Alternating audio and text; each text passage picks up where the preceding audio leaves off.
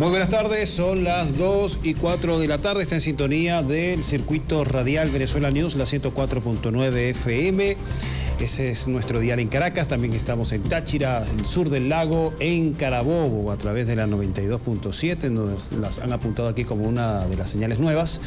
En Aragua, en Anzoátegui, en Maturín, estamos también en Trujillo, Portuguesa, Barinas, Apure y Nueva Esparta. Está en sintonía de En Contexto Radio con este servidor Carlos Arellán Solórzano. Comparto mis puntos de contacto en las redes sociales. En TikTok me puedes conseguir como @soyarellán, en Instagram como Soy Carlos Arellán y canal de Telegram Soy Carlos Arellán. Revisión de los temas más relevantes de la actualidad internacional, y en esta oportunidad nos copan dos temas. Uno de ellos, la decisión de la Corte Suprema de Argentina que ratifica la sentencia condenatoria en contra de la expresidenta Cristina Fernández de Kirchner, el cual no solo tiene un impacto en el espacio judicial, sino también en lo político, porque significa la proscripción definitiva, perpetuidad de la dirigente peronista y expresidenta dos veces de la Argentina y uno de los referentes políticos de la oposición en el país austral, en el país sudamericano. Una decisión que ha concitado la movilización espontánea de miles de seguidores de Cristina, que se concentraron el día de ayer al frente o en las inmediaciones de la sede del Partido Justicialista, que es el sello político del peronismo, y el pronunciamiento, esto para seguir el pronunciamiento inmediato de la expresidenta, quien calificó esta decisión como una sentencia políticamente motivada, que tiene una sospechosa siempre sincronía con un cronograma electoral que se expresa de manera oportuna para impedir, oportuna desde los intereses políticos que le habrían activado, que se activa para impedir su postulación para las elecciones legislativas de la provincia de Buenos Aires, que están programadas para septiembre. Esta decisión se produce un mes antes de que se oficializara su postulación para esos comicios. Para profundizar este tema, tenemos como invitado al periodista y también analista político Héctor Bernardo, a quien vamos a tener en comunicación vía Zoom. Quiero confirmar con la producción que ya lo tengamos conectado, no lo tenemos todavía. Estamos a la espera de establecer la conexión con Héctor Bernardo, él es periodista y analista, para revisar con él las implicaciones políticas de esta decisión. ¿Qué más dijo Cristina Fernández durante su discurso a la concurrencia que plenó los espacios alrededor de la sede del Partido Justicialista en Buenos Aires?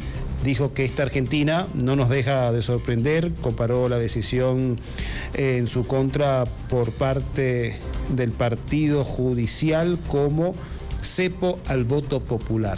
Dijo que esa decisión busca limitar la decisión del pueblo en el contexto de una situación económica y política agudizada por las decisiones draconianas de ajuste fiscal severa que aplica el régimen de Javier Milei. Calificó a la Corte Suprema de Justicia como partido judicial, un partido judicial que no decide por sí solo, que lo calificó como un triunvirato impresentable, como una serie de monigotes que no responden a la interpretación taxativa de la ley y de la justicia, sino a un poder económico, que no le perdona a Cristina ser un referente importante dentro de la política de ese país, y que al mismo tiempo significa una respuesta en contra del afianzamiento de la política neoliberal, la estrategia neoliberal que ha profundizado también el endeudamiento de Argentina ante el Fondo Monetario Internacional, apalancando aún más el carácter de Argentina como el país más endeudado del mundo, mucho más endeudado que Ucrania, y esto sin tener ninguna guerra, ningún conflicto. También dijo que esta causa tiene un cronograma electoral fabuloso, lo que le decía. Lo sacan apenas un mes antes de oficializar la postulación para la elección legislativa provincial de Buenos Aires. Dijo que un militante debe ver más allá de sus narices y reiteró que piensa peronista y lo seguirá haciendo como peronista. El poder económico sabe que somos los únicos que podemos configurar una alternativa a este programa político y económico que se va a desplomar.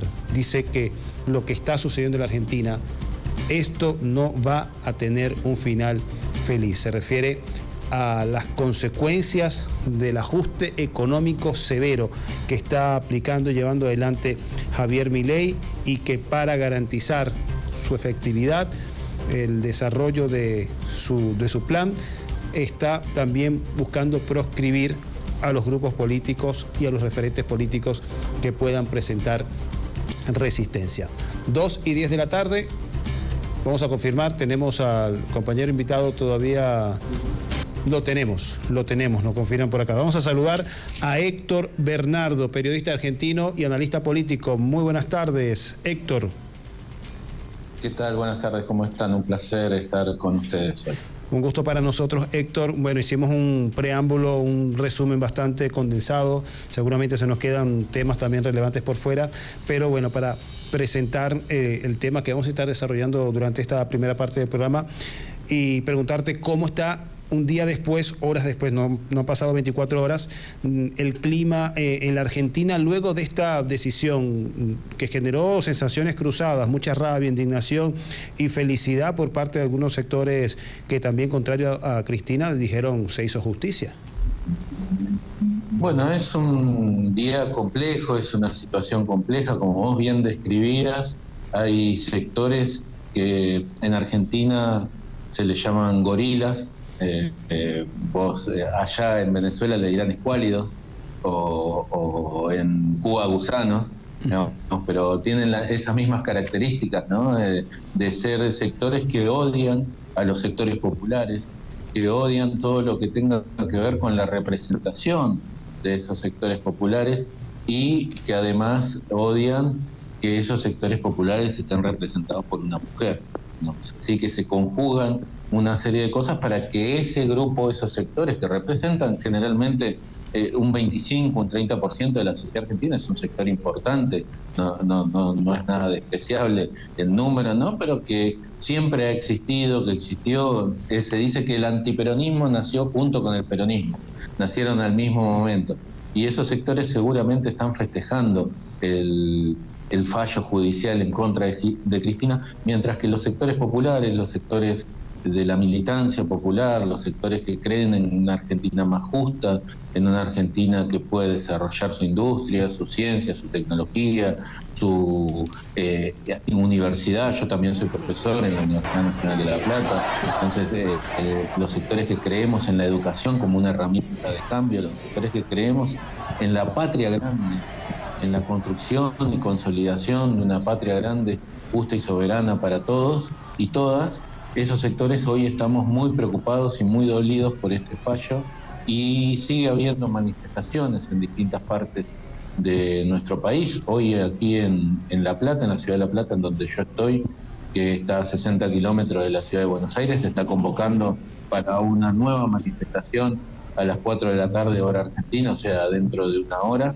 Y seguramente en otros puntos del país también se están haciendo distintas manifestaciones en repudio a este fallo judicial, que no tiene nada de judicial justamente, sino que es un fallo político para dejar afuera a la principal candidata de la oposición. Héctor, ¿cuál es el contexto, la justificación de esta decisión? ¿A qué causa obedece?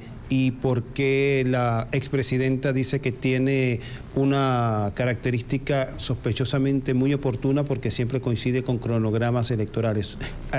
¿De qué se le acusa? ¿Cuál es el castigo por el cual se le está sometiendo a esta situación a la expresidenta Cristina Fernández?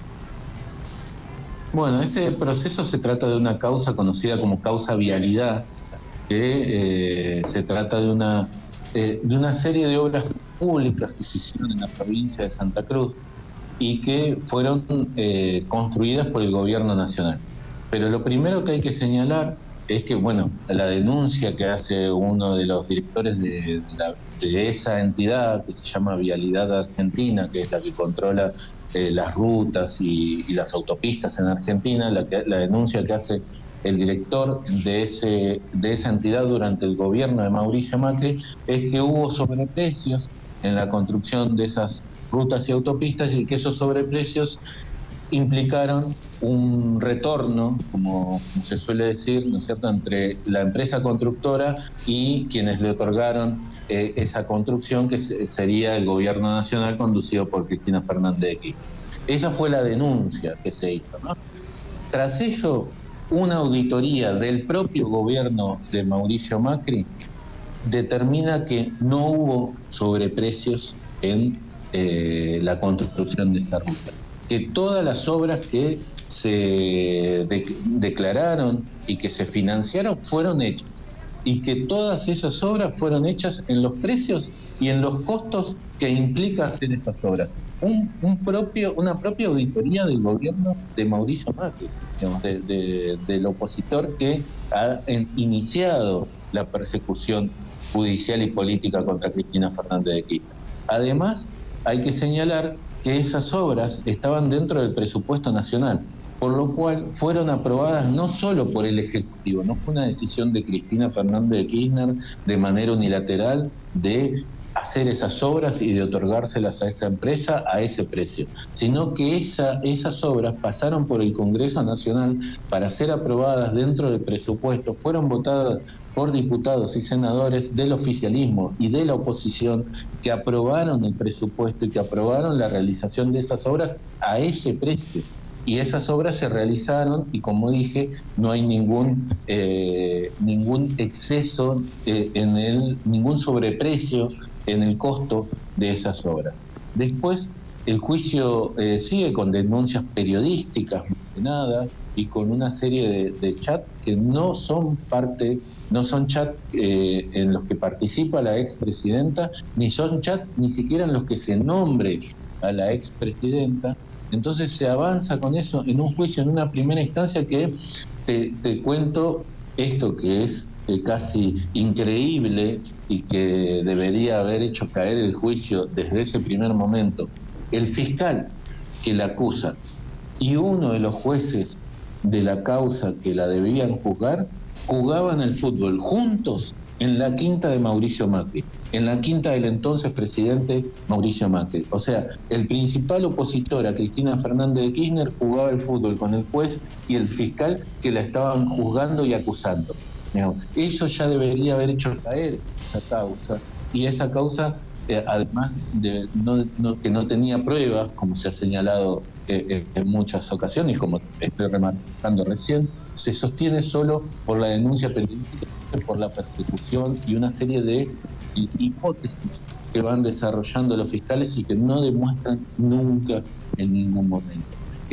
Luego el fiscal de casación, que es el que confirma el fallo, también es un vínculo muy cercano con el gobierno de Mauricio Macri. Y un dato también que es fundamental y que debe señalarse y subrayarse: el actual ministro de Justicia, Cunio Libarona, antes de ser ministro de Justicia, fue a los canales de televisión, le preguntaron por este juicio y dijo: la verdad que estoy sorprendido porque he analizado el juicio, he analizado las defensas de la expresidenta Cristina Fernández de Kirchner y veo que no hay ningún elemento de prueba en contra de ella, ni hay nada que vincule la posibilidad de que haya habido un hecho de corrupción y que ella estuviera involucrada en ese hecho. El actual ministro de Justicia, que ahora es ministro de Justicia de Javier Milei, dijo eso públicamente. Están los videos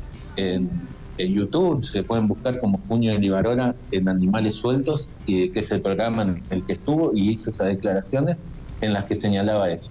Bueno, Héctor, justamente ahora que estás mencionando esto, disculpa que te interrumpa. Y a pesar de eso, la causa llegó a la Corte Suprema y salió el fallo que conocemos ayer. Héctor, justamente estás mencionando que a pesar de todas estas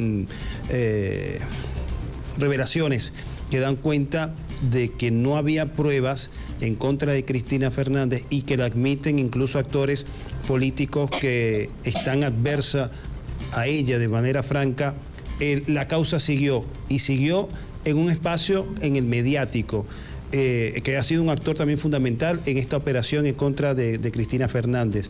Coméntanos un poco sobre la importancia justamente de los medios en este proceso de crear una sensación de irregularidad cuando no la hubo, de acuerdo a lo que nos estás mencionando. Bueno, lo primero que hay que señalar para que tu público también lo conozca, seguramente muchos de ellos ya lo deben saber, en Argentina el 80% del espectro comunicacional, esto quiere decir radio, televisión, páginas de internet, cable, canales del interior, periódicos del interior, el 80% están controlados por una sola empresa, que es el Grupo Clarín. El Grupo Clarín es el principal grupo mediático de la Argentina, controla el 80% del espectro comunicacional, controla la distribución del cable, controla la distribución de internet, tiene los principales canales, tiene las radios no solo de nivel nacional, sino las radios de cada provincia, las principales radios de cada provincia son del Grupo Clarín, los principales diarios de cada provincia son del Grupo Clarín, y es ese ente mediático que ha decidido echar por tierra a la democracia. Pero esto lo viene haciendo desde hace mucho tiempo. Seguramente hoy no tendremos tiempo para explayarnos, un día te lo contaré más detalladamente, pero este grupo se consolida con la dictadura argentina del 76 al 83, ahí es donde empieza su principal consolidación. Y después, cuando llega la democracia, va condicionando a los distintos gobiernos para ir creciendo e ir teniendo más poder. Se dice que con el primer gobierno argentino de la democracia, luego de la recuperación de la democracia en el 83, hay una reunión entre Clarín y el director, entre el presidente Alfonsín y el director del Grupo Clarín, el CEO, que es Héctor Mañeto, donde Héctor Mañeto le exige que tiene que renunciar en medio de la catástrofe que había sido provocada, además de esa hiperinflación que tuvo el gobierno de Alfonsín y que fue gestada desde distintos lugares, entre ellos de los medios de comunicación, y Héctor Mañeto le dice, no, usted tiene que renunciar. Y Alfonsín le dice, usted lo que quiere es mi puesto, y la respuesta del CEO de Clarín le dice, ese es un puesto menor. O sea, el puesto de presidente para el director del Grupo Clarín es un puesto menor. Y ha condicionado la democracia de los distintos gobiernos hasta el día de hoy, ha ido creciendo de manera brutal, y cuando durante el gobierno de Cristina Fernández de Kirchner se le quiso poner un límite, se quiso democratizar la comunicación a través de una ley de medios, de servicios de comunicación audiovisual, ahí empezó una guerra total en contra del gobierno de Cristina, y ahí empezó lo que se conoce en América Latina como lawfare, ¿no? Que no es otra cosa que la persecución política a través de los medios y de la justicia, y de un sector más que de la justicia es un valor a través del poder judicial, ¿no? Pero a través de los medios también. Se los demoniza y lo que se intenta es construir una condena social. Después, si bien la condena política, la condena judicial, mejor aún. Pero lo principal que se busca es construir la condena social para que esos referentes no puedan seguir conduciendo los destinos de nuestro país y seguir construyendo destinos que tienen que ver con soberanía, con construcción de derechos, con ampliación de los recursos y de la calidad de vida de los sectores populares. Ahí tenemos al Grupo Clarín como el principal ariete de este lawfare en contra de la expresidenta Cristina Fernández de Kirchner, principal candidata para las elecciones que venían ahora en septiembre, elecciones legislativas, que ante este fallo queda afuera de esa carrera electoral. 2:24 de la tarde, estamos conversando con Héctor Bernardo, periodista argentino, también analista político desde la ciudad de La Plata, revisando con él los detalles de lo que fue esta decisión el día de ayer de la Corte Suprema de Justicia de Argentina de ratificar condena en contra de la expresidenta, y con ello también ratificando la decisión de inhabilitarla políticamente, esto de forma permanente. Héctor, ya estábamos por cerrar, nos faltan un par de minutos para completar esta primera mitad antes de ir a la pausa, pero no quisiéramos cerrar esta conversación sin preguntarte ante la inquietud que gravita a partir de esta decisión en donde se le dan 5 días a la expresidenta para presentarse ante los tribunales para que sea detenida e ir presa. Ella ha dicho que si bien no comparte, cuestiona esta decisión, va a cumplir lo que requiere o lo que exige esta decisión. La pregunta es, ¿se va a entregar? ¿Va a ir presa? ¿Va a estar en una celda, en una cárcel? ¿Va a estar en su residencia? ¿Cuáles van a ser las características de esta pena que va a empezar a aplicarse en pocos días? Bueno, Cristina va a cumplir con el fallo judicial, a pesar de que sabe que es un fallo político, que de judicial no tiene nada, pero que lo ha denunciado, ¿no es cierto?, como corresponde. Si me permitís, también voy a hacer un comentario respecto de lo que está pasando en la región, lo que ha pasado en la región respecto de eso, pero ella va a cumplir con ese fallo. Se va a presentar ante la justicia. Lo que se está viendo, porque hubo un pedido de sus abogados, hay que ver qué responde el Poder Judicial, que la prisión sea domiciliaria. Todavía no hay respuesta del Poder Judicial para saber si la prisión va a ser domiciliaria o si ella va a tener que estar en una dependencia de la Penitenciaría Federal. Todavía eso no lo sabemos.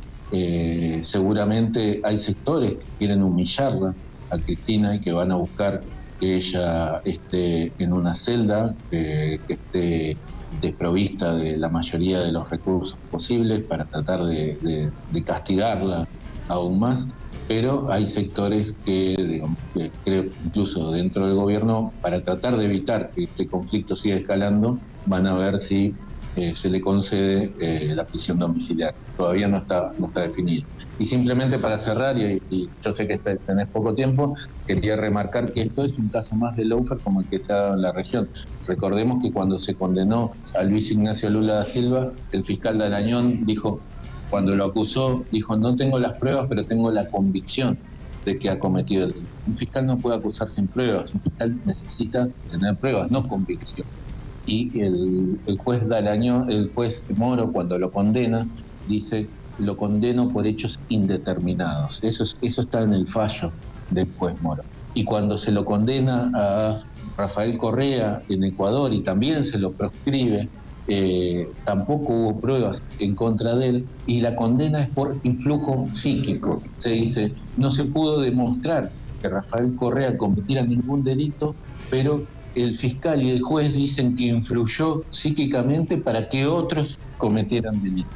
Esas son las barbaridades que estamos viendo en la justicia en la región con el lawfare, que es un plan radicado en el Departamento de Estado de los Estados Unidos, que así como antes entrenaba a los militares en la Escuela de las Américas, ahora entrena a los jueces con sus seminarios, con sus cursos, con sus becas, y los forma para dar estos golpes blandos a través de la justicia en contra de los líderes populares de la región. Bien, un proceso que describe el envilecimiento de la justicia y la instrumentalización de los tribunales, de la ley como gatillo en contra de dirigentes políticos de referentes del campo nacional y popular, como es el caso de Cristina, y por eso se ha cuestionado esta decisión que tiene una inspiración o motivación política más allá de ser o responder a una necesidad o a una situación judicial. Muchísimas gracias, Héctor Bernardo, periodista de Argentina desde la ciudad de La Plata, quien se conectó con nosotros en directo con En Contexto Radio. Agradecido contigo, Héctor, y bueno, vamos a estar pendientes para ver cómo evoluciona esta situación en los próximos días, tomando en cuenta que están corriendo los 5 días hábiles en los cuales la expresidenta tiene que presentarse ante los tribunales y que se resuelva cuál va a ser las características de su reclusión, porque seguramente en las características que ésta tenga va a haber también un mensaje político. Si va a ser en su residencia, si va a ser en una cárcel, lo ha dicho Cristina, en el contexto hay que estar la Argentina, el país, la cárcel concede dignidad, porque aquellos que quieren destruir al Estado, que endeudan al país, están libres, y aquellos que luchan por la libertad y la soberanía están siendo perseguidos. Muchísimas gracias, Héctor. Corresponde hacer nuestra... Un abrazo grande. Corresponde hacer nuestra primera pausa. 2:29 de la tarde. Está en sintonía de En Contexto Radio a través de la 104.9 FM. Revisábamos con nuestro invitado la decisión de la Corte Suprema de Justicia en Argentina, que ratifica condena en contra de la expresidenta Cristina Fernández y al mismo tiempo ratifica su inhabilitación política permanente, lo cual obstaculiza su intención de postularse a las elecciones legislativas de la provincia de Buenos Aires. Vamos a la pausa. Al regreso vamos a estar revisando otra situación de nuestro continente, en este caso de Colombia. La semana pasada, el sábado, se produjo un atentado contra el senador del Centro Democrático, partido uribista, de Miguel Uribe Turbay. Le dispararon mientras realizaba un mitin, una concentración política con sus simpatizantes en un sector de Bogotá. Un sicario le disparó. Su estado de salud todavía es de pronóstico reservado. A partir de este fin de semana se han generado una serie de situaciones violentas. El día de ayer, 19, 20 atentados, actos terroristas con explosivos, ataques a comandancias policiales, y esto está generando una situación dentro de Colombia que el presidente Gustavo Petro ha denunciado como intento de desestabilización del gobierno del pacto histórico. Y esto cuando se estaba llevando a cabo, se estaba desarrollando un debate en función de llevar adelante reformas en el ámbito de la salud y laboral. Vamos a revisar este tema al regreso, 2:31 de la tarde. No se aparten, minutos, estamos de vuelta.